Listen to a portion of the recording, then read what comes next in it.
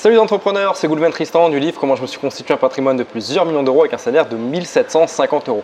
Je suis content de vous retrouver pour un nouvel interview, pour un nouveau témoignage, des gens qui passent à l'action, des gens qui sortent de leur zone de confort. Et aujourd'hui, j'ai la chance d'accueillir Anna Maria. Bonjour Goulven. Salut Anna Maria. Alors avant de faire les présentations, le sujet de cette interview, de ce témoignage, Anna Maria aujourd'hui fête ses 50 ans. Et elle fête aussi son indépendance financière et géographique. Et tout ça va vous l'expliquer comment elle a fait en seulement quelques années, je crois 2 ans, 3 ans. À peu près, voilà. À peu près, donc tout ça, ça va être le sujet de cette interview. Avant de commencer, avant d'aller plus loin, si ce n'est pas encore fait, je vous invite à télécharger mon dernier livre, Trouver et acquérir la bonne affaire avant tout le monde, qui se trouve dans le lien au-dessus ou en dessous. Et maintenant, c'est à nous. Anna Maria, salut. Salut. Voilà, content de te retrouver ici à Toulouse. Et oui. Donc aujourd'hui, on va parler un peu de toi, on va parler de ton ascension, de ton état d'esprit qui t'a permis d'acquérir ton indépendance financière et géographique. Mais avant toute chose, bon anniversaire déjà. Merci, c'est très gentil. Voilà, 50 ans, bel âge. Et oui, voilà, un demi-siècle. Un demi-siècle. Et pour celles et ceux qui te découvriraient, est-ce que tu peux te présenter en 2-3 mots, je veux dire, d'où tu viens, que fais-tu dans la vie, que faisais-tu avant dans la vie et que fais-tu maintenant? Alors, donc, je suis d'origine roumaine. Je suis arrivée en France à 23 ans. J'ai été élevée dans une famille communiste et bien fermée par rapport à l'argent. Et donc, j'ai longtemps cherché des solutions pour gagner un peu plus et ne plus échanger mon temps contre de l'argent. J'ai commencé à m'intéresser à tout ça assez tôt, mais mine de rien, je n'arrivais pas à avoir de déclic. Un jour, j'ai fait une formation et ça y est, hop, déclic est venu, c'était pile 4 ans. Et donc première formation, 45 ans, c'est ça? À peu près, voilà. Tu prends à 45 ans, tu prends conscience que tu as envie de changer. Tu peux avoir mieux. Qu'est-ce que tu fais à l'âge de 45 ans? Tu étais institutrice, je crois, c'est ça? J'étais prof des écoles, voilà. Prof des écoles, et là, tu prends conscience que si tu veux augmenter tes revenus, si tu veux changer ta vie, c'est pas l'éducation nationale qui va te le permettre. J'ai essayé d'être directrice d'école et puis en fait, je gagnais 150 euros de plus par mois que les autres instituts en travaillant 2 fois plus. Et je me suis dit, même si c'était intéressant, ça m'a beaucoup nourri tout ce que j'ai fait. Au bout d'un moment, c'est vrai que j'en ai vite trouvé que j'en avais mon compte et que je voulais trouver d'autres solutions. Et justement, qu'est-ce que tu vas mettre en place à 45 ans pour te dire je vais gagner plus? C'est quoi tes débuts? Est-ce que tu te rappelles à tes débuts comment tu fais, comment tu prospectes, quelle idée tu vas chercher, comment ça se passe à tes débuts? Je cherchais des idées. Ouais. À 45 ans à peu près, donc j'ai commencé à me dire ça suffit de lire des livres, c'est très bien, ça m'a ouvert quand même beaucoup, mais je me suis dit il faut quand même que je fasse quelque chose. Et pour l'instant, j'ai lu beaucoup de livres, j'ai essayé de voir beaucoup de choses. J'arrivais pas à changer mon entourage et j'arrivais pas à sortir de cet engrenage dans lequel je me trouvais. Et donc du coup, j'ai commencé à me dire il faudrait que je me forme. Donc j'ai besoin de formation. Que tu investisses sur toi. Que j'investisse sur moi. C'était la première étape. J'ai vraiment compris que l'investissement sur soi, c'est le plus important.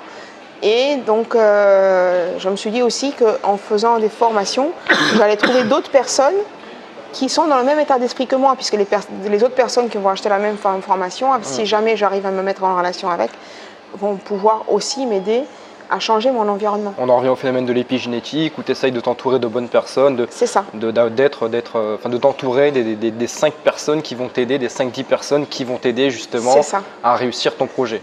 C'est ça. Et donc du coup, j'ai commencé à faire des formations. J'en ai fait une première, ça m'a vraiment beaucoup aidé. Et puis j'en ai enchaîné avec d'autres. De tomber des croyances limitantes, d'avoir une nouvelle éducation financière, Exactement. De t'ouvrir le chemin des possibles. Donc cette première formation ne m'a pas amené aux investissements directement, mais ça a vraiment changé ma mentalité, mon état d'esprit, mais voilà, tout ce qui se passait dans ma tête qui faisait que je me limitais à ce travail, échange temps-argent, et qui m'empêchait. Tout ce qui est dans ma tête, ça m'empêchait d'aller Ça t'a permis dans un premier temps de redonner vie à ton état d'esprit, de le faire revivre. C'est exactement ça, c'est très bien formulé. Donc première formation, c'était tout ça, changer ton état d'esprit et compagnie. Après tu passes quoi? Après tu passes à une deuxième formation, non? Voilà, j'ai essayé d'autres choses et puis je me suis rendu compte que ça me prenait beaucoup de temps, j'avais du mal à trouver la façon de vendre ce que je voulais. Et du coup, je suis arrivée, pendant 2 ans, j'ai cherché à peu près la voie qui m'irait bien. Et je suis arrivée à l'immobilier au bout de 2 ans, à peu près. Donc là, tu as quel âge? 47, 48 ans, 48 ans? Voilà. De 47 à 48 ans, ça y est, tu commences à te stabiliser. Tu as trouvé ton pilier d'enrichissement. Je suis partie dans l'immobilier. Donc tu t'es mis focus dessus. C'est ça. Et donc du coup,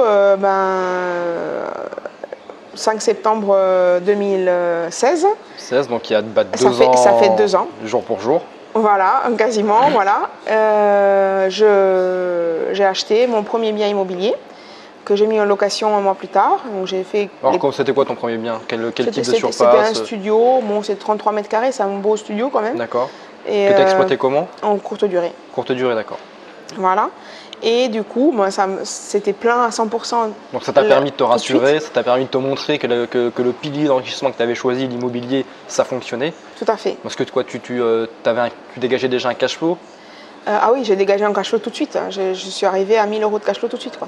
Donc en plus de ce que tu remboursais à la banque, tu générais, pour ceux qui ne connaissent pas trop les termes un peu techniques, donc le cash flow, c'est ce que tu dégageais en plus de ce que tu remboursais à la banque. Voilà.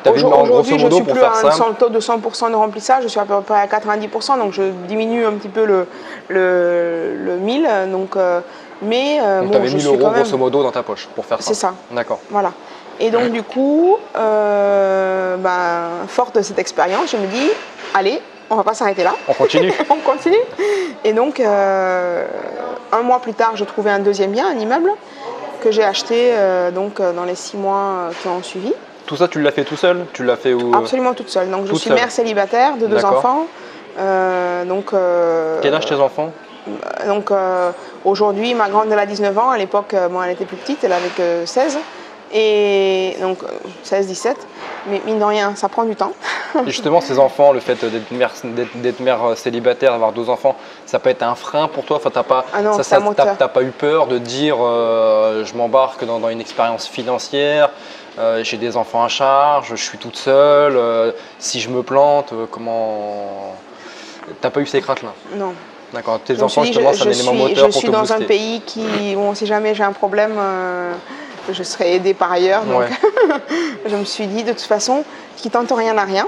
Donc si je veux sortir, il faut que j'aille le chercher. Et puis j'y vais de toute façon. J'ai vu des formations, j'ai vu des gens qui réussissent. Je me suis dit, pourquoi pas moi? Je ne suis pas plus bête, je ne suis pas plus... voilà, je n'ai pas une jambe en moins, bien que je pourrais l'avoir une jambe en moins, ça ne m'empêcherait pas d'investir. Donc tu achètes un studio, un immeuble de rapport, et à ce moment-là, tu gagnes combien avec l'éducation nationale? C'est quoi ton salaire moyen à peu près? 2 000 €.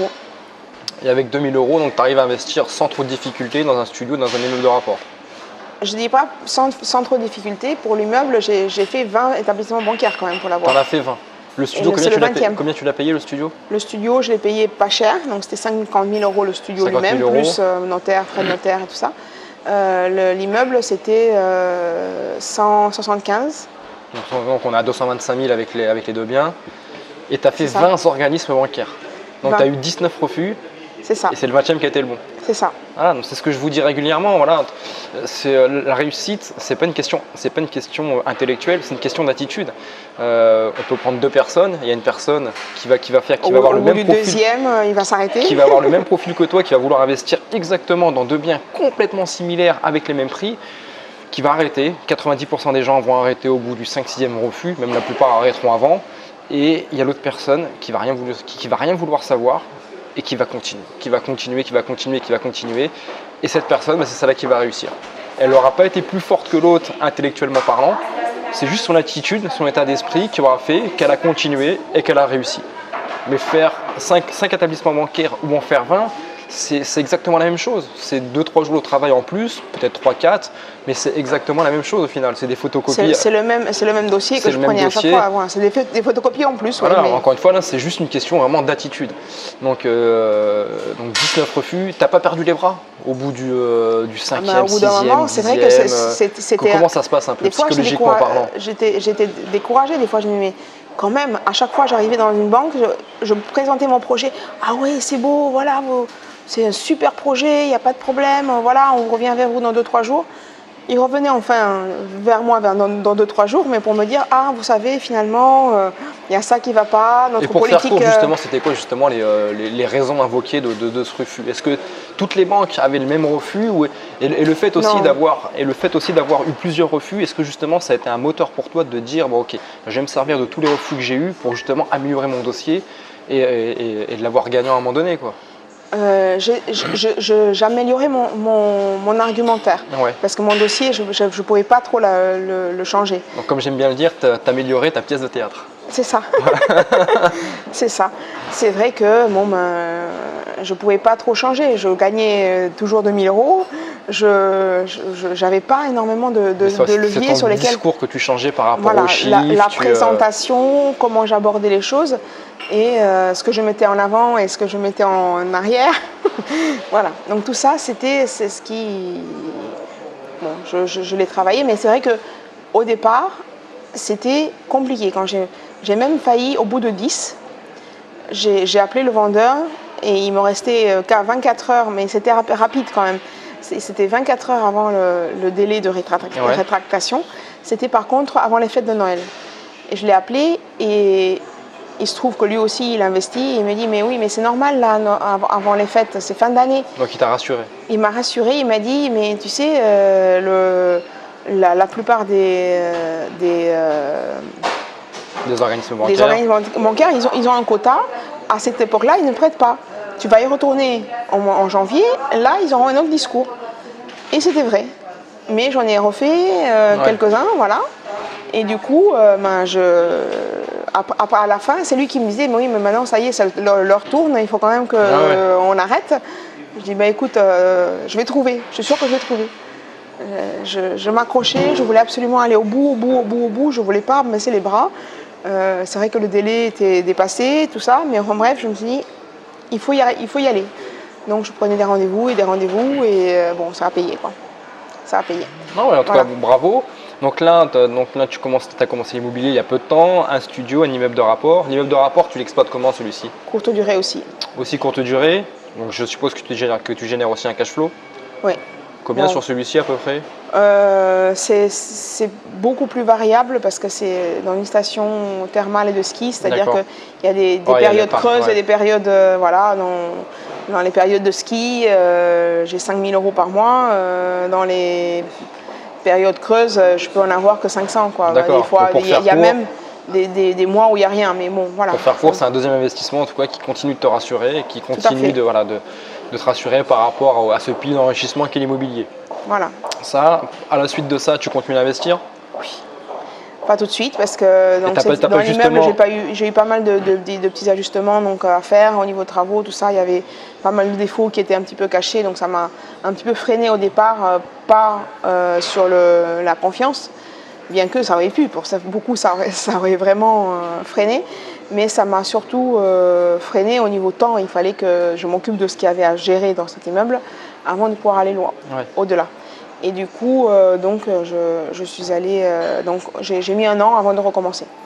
Et ça t'a pas freiné le fait que de t'avoir dit, mon deuxième bien dans lequel j'ai investi, j'ai eu 20 refus, 19 refus. Ça t'a pas dit, bon là je suis peut-être arrivé à mes limites par rapport à mon salaire d'éducation nationale et compagnie? Si, je suis allée, j'ai fait des offres en me disant, à l'agent immobilier, oui, il n'y a pas de souci, je vais l'avoir. Mais en me disant dans ma tête, je suis pas sûre du tout, quoi. Combien de fois je me le suis dit aussi. Voilà, je suis pas sûre du tout. Et puis je me suis dit, bon, de toute façon, je veux pas aller avant avec un projet qui est théorique. Je veux aller avec un projet concret et voir ce que ça donne, quoi. Donc je suis retournée voir la banque qui m'a suivie donc sur la 20e là, voilà. Et du coup, finalement, ils m'ont dit bah oui. Ils t'ont dit OK pour un troisième. Pour 2 d'un coup. Donc là, tu en as refinancé 2 d'un coup là. Ouais. Alors c'est quel type de bien que tu as financé? Alors c'est une maison pour de la colocation, dans une maison proche des Pyrénées. Combien à peu près le budget de la maison? Dans les 150 000. La maison, c'était 78 000 euros. 78 000. Mais le crédit total avec frais de notaire et travaux, je suis à 158. 158. Voilà. Donc tu as cette maison 158, donc avec des travaux à faire, et tu investis aussi parallèlement dans un deuxième bien? Oui, un quatrième appartement. du coup. Voilà. Un appartement donc hyper centre de Toulouse. Pareil, avec beaucoup de travaux. Et donc là, je suis à un crédit total avec travaux à 180 et quelques. Bon, bref. En fait, sur tes 4 biens, grosso modo, tu as dépassé le demi-million. J'ai à peu près 600 000 euros de crédit aujourd'hui, quoi. 600 000 euros de crédit aujourd'hui avec un salaire de 2 000 euros. Avec un salaire de 2 000 euros. Voilà. Beaucoup de gens pourraient le faire, mais beaucoup de gens ne le font pas parce que la société les met dans des cases. Et même les banques, les réponses des banques souvent, ah oui, mais vous ne pouvez pas avoir un encours plus que ça, vous ne pouvez pas. Il y a même des banques qui me disaient, oui, mais vos revenus locatifs vont dépasser vos revenus salariés. Vos revenus salariés. Mais oui, mais c'est le but. C'est cool. C'est le but. J'ai jamais compris ça. Combien de fois j'ai eu de refus auprès des banques parce que j'avais trop de revenus patrimonial par rapport à mes revenus salariales et ça leur allait pas. Voilà. Et donc du coup, je me dis, écoutez, c'est le but, c'est ce que je veux. Ah oui, mais non, c'est pas notre politique, nous on veut vous protéger. Mais je me protégez vous si vous voulez, mais en m'accompagner quoi. C'est ça, parce qu'en fait, ça me protège d'acheter. Le fait d'acheter, ça me permet d'avoir autre chose quoi. Donc là, grosso modo, pour résumer, tu as 48 ans, tu commences à investir, 2 ans plus tard, avec ton salaire de l'éducation nationale de 2 000 euros, tu as investi dans plus de 600 000 euros, tu t'as acheté 4 biens.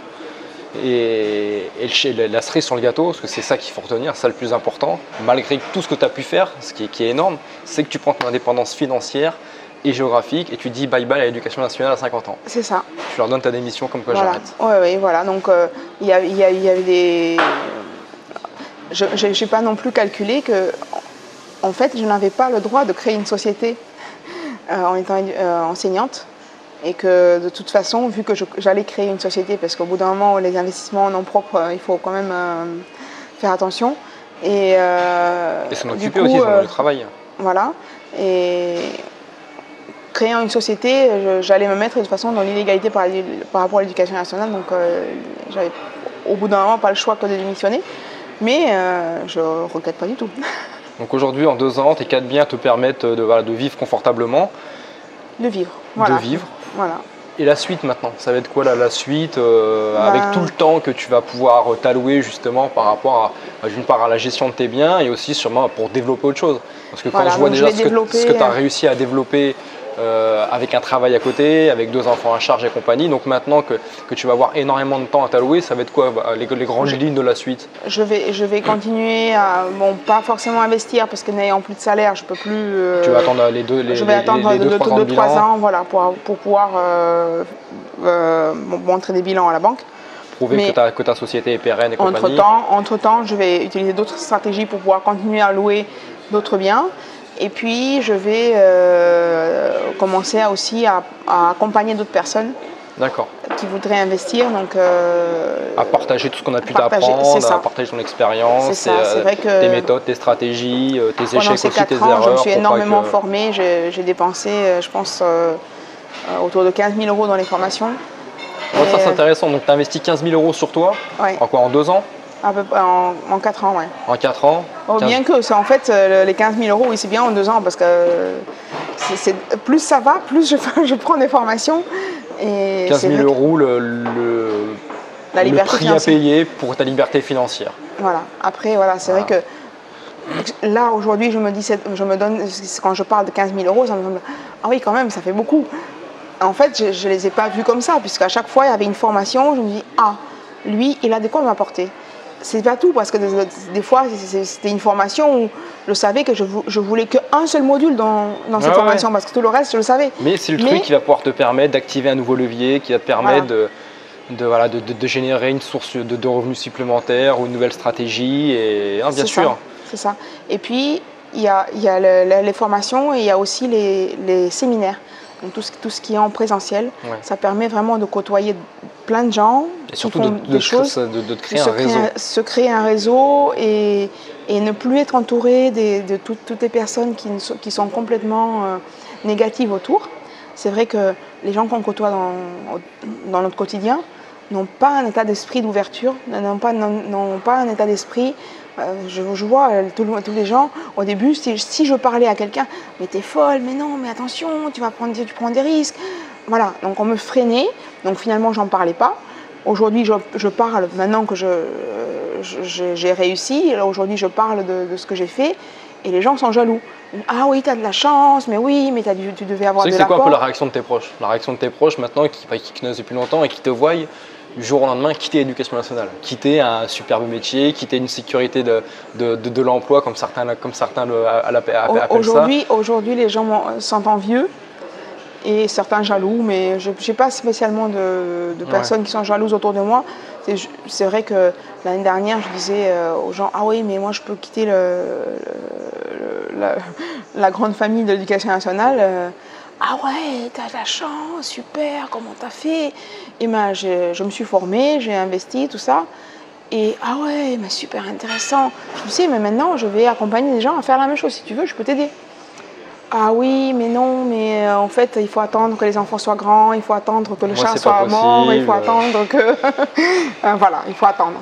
Bon, attendez, si vous voulez. Souvent, ce qui freine les gens, c'est leur état d'esprit, leur attitude, les excuses. Les excuses, posez-vous juste cette question, c'est à combien de reprises dans la vie les excuses vous ont permis de réaliser un projet ou un objectif? La réponse, c'est 0. Donc pourquoi continuer de se trouver une excuse? Qu'on ait 1, 2, 3, 4, 5 enfants, qu'on soit au chômage, au SMIC, en CDD, en intérim, il y aura toujours des solutions. C'est juste il faut juste reprogrammer son cerveau à trouver des solutions au lieu de trouver des excuses. Et vous verrez qu'à force de vous forcer à trouver des solutions, vous verrez qu'à un moment donné, votre cerveau, il saura faire que ça. Il saura trouver que des solutions et vous verrez que la vie, elle est beaucoup plus jolie après. On trouve des solutions partout. Tout à fait. Et on a beaucoup moins de problèmes, contrairement à d'autres personnes qui tous les matins, ils se lèvent, ils ont un problème. Ma devise, c'est il n'y a pas de problème, il n'y a que des solutions. Oui, complètement. C'est ça, c'est ma devise depuis des années et des années. Et bien plus que ça, la seule chose, c'était juste une façon de voir la vie avant. Aujourd'hui, c'est ce qui m'a rendu libre. Non, mais en tout cas, vraiment bravo Anna-Maria pour ton parcours. Voilà, on le rappelle, 48 ans, 45 ans, pour résumer, 45 ans, tu prends conscience qu'il faut changer, qu'il faut que tu vaux mieux que ça, voilà, intellectuellement parlant, même financièrement parlant. Tu te formes un peu, tu te cherches pendant 2-3 ans, tu ne sais pas trop où aller, donc tu te cherches un peu partout. À 48 ans, tu t'arrêtes. Pilier d'enrichissement, tu prends l'immobilier, 2 ans après, tu as acheté 4 biens, 600 000 euros d'emprunt, ton indépendance financière, géographique. Ouais, pour un total de patrimoine de 800 000 euros à peu près. 800 000, un patrimoine valorisé à 800 000 euros, bravo, quoi. Félicitations. Pour toutes celles et ceux qui suivent cette interview, qui me suivent, voilà, qui sont abonnés à la chaîne YouTube et qui nous regarderont via d'autres réseaux sociaux, en 2-3 mots, qu'est-ce que tu pourrais leur conseiller à la Anna-Maria qui avait 30 ans à l'époque, ou les gens qui se cherchent, qui voudraient faire comme toi mais qui n'y arrivent pas, quel conseil tu pourrais leur donner? Arrêtez de croire que c'est pas possible. Alors moi j'avais un salaire de 2 000 euros, certes c'était un salaire d'enseignante donc qui rassure quand même, mais j'avais 0 épargne. Donc j'ai commencé à investir avec 0 épargne et donc 0 apport du coup. Et mère célibataire, donc des enfants à charge. Donc il y a la grande qui a 19 ans, mais il y a la petite qui a 10 ans aujourd'hui. Donc voilà, c'est pas si âgé que ça. Il y a quand même de quoi faire. Donc vraiment, croyez en vos rêves, croyez que c'est possible et vraiment lancez-vous, faites le nécessaire. C'est vraiment possible. Donc moi j'ai investi avec 0 épargne et avec juste des grands rêves, pouvoir envoyer ma fille au Canada, faire ses études, voilà. Merci bien Anna Maria pour ce témoignage, pour ce partage de connaissances, pour ce partage de ton expérience et de ton parcours. Voilà, j'espère que tu vas inspirer un maximum de personnes à passer à l'action ou au moins à réfléchir, à qui tu vas pouvoir donner à réfléchir sur cette société, sur ton parcours, et que les gens vont se dire après cette interview, ah ouais mais peut-être qu'en fait la société m'a menti, peut-être que je vaux mieux que ça, peut-être que je pourrais aussi changer ma vie à mon tour. Donc voilà, j'espère que cette interview en tout cas vous aura fait réfléchir. N'hésitez pas à vous abonner à la chaîne YouTube si ce n'est pas encore fait, de mettre un gros pouce vers le haut, de partager cette interview à toutes celles et ceux qui s'intéressent à l'entrepreneuriat, qui ont envie de changer quelque chose dans leur vie, qui ont envie de progresser sur un plan intellectuel, social, enfin tout plein de choses. Donc voilà, donc partagez cette interview, parlez-en autour de vous, et moi je vous retrouve très rapidement pour de nouvelles interviews, de nouveaux témoignages. À bientôt, bye bye, ciao. Au revoir, à bientôt.